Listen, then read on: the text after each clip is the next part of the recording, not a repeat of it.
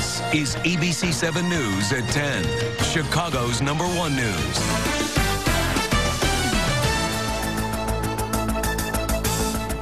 Tonight's I-Team report, red flag at TSA. A veteran officer with the U.S. Department of Homeland Security here in Chicago is being disciplined after posting hundreds of racist and derogatory comments on Facebook. Tonight, that officer is defending his conduct in an interview with ABC 7 investigative reporter Chuck Gowdy.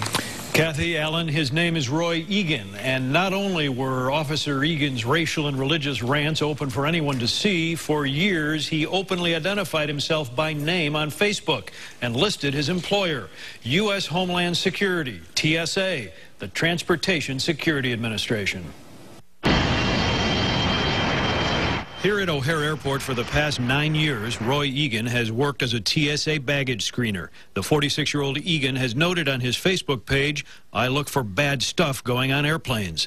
But it wasn't Egan's personal data that caught the eye of the I-Team. It was his public postings such as this, calling Islam a cult that glorifies death and a filthy religion.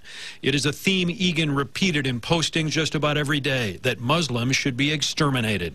Chuck Gowdy from ABC 7. How you doing, Chuck? In the garage at Egan's southwest suburban home, we discussed his anti-Muslim statements. You posted those, didn't you? It was common stuff I picked off the web and made comments on. Well, what does it say that a TSA officer is saying these kinds of things about Muslims?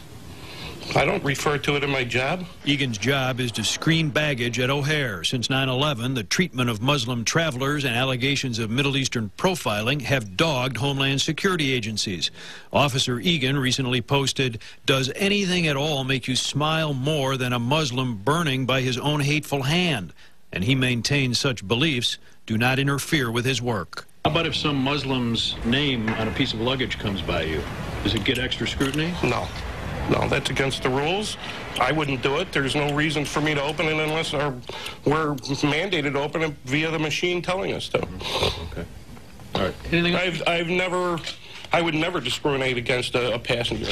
Do you understand why this has attracted our attention?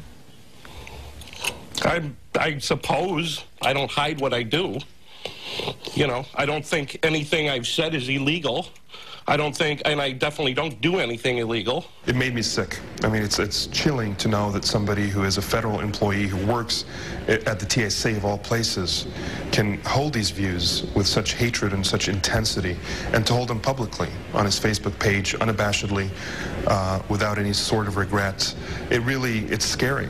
Egan also posted against gays, Hispanics, and blacks. He called President Obama Muslim-in-chief, made racial comments on Obama's skin color, and said he hoped to live long enough to see him die. He described Michelle Obama as a ghetto snipe and other names unsuitable for television. And to Attorney General Eric Holder, he posted, "Die tasting your own blood." If you read the comment, and it's based on an article that was written, and I'm just commenting on an article, I think he's committed crimes against our citizens. They should be dead? I didn't say that. I don't like the guy. TSA officials would not speak on camera, but after learning of our findings, they placed Egan on administrative leave and are moving to fire him. In this statement, a spokesman said, "TSA has management directives in place governing employee conduct. We hold our security officers to the highest professional and ethical standards. TSA learned of the situation and took immediate steps to initiate the individual's removal from federal service." In my conversation with Egan, conducted before he was suspended, the veteran TSA officer seemed immovable. I don't do anything against policy. I've never done anything against policy that I'm aware of. So you're okay with these things that you've posted here for the public to see? I don't know what you're fishing for, but I'm not trying to do anything against anybody. It's commentary. It's freedom of speech commentary. Now, why would you put this up for the public to see, though? I'm not the only one. It's all over the internet. We're going to be in touch with TSA to work with them in order to ensure that this is not a situation that is replicated and that it's not a deeper problem. TSA officials in Chicago declined to answer our questions about screener training and evaluation and whether authorities monitor social media in an attempt to weed out bigoted employees.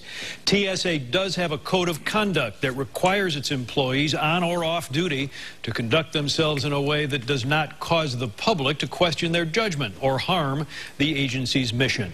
After our meeting, Mr. Egan changed his Facebook page to one that will only allow his approved friends to see the postings. Interesting. Okay. All right, Chuck. Thanks. Service problems for Black